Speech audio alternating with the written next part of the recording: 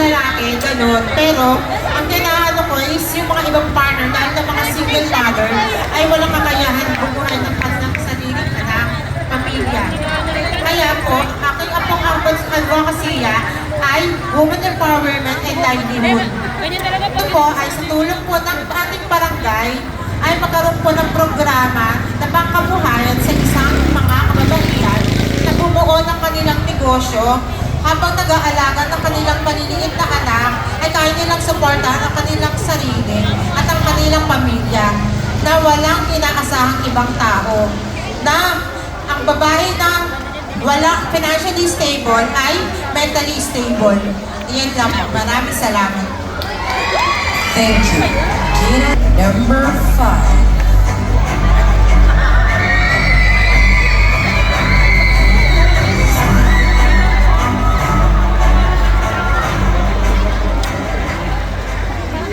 Magandang gabi po sa inyong lahat.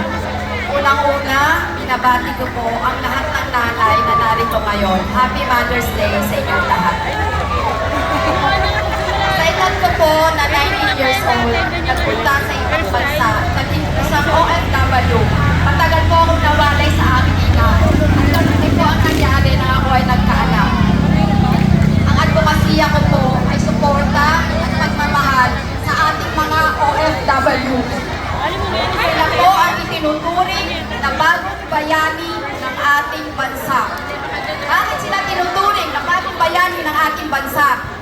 Dahil sila ang nagpapadala ng mga remittances sa ating mga mahal sa buhay at the same time, sila rin ang nakakatulong sa ating bansang Pilipinas, sa ekonomiya ng Pilipinas.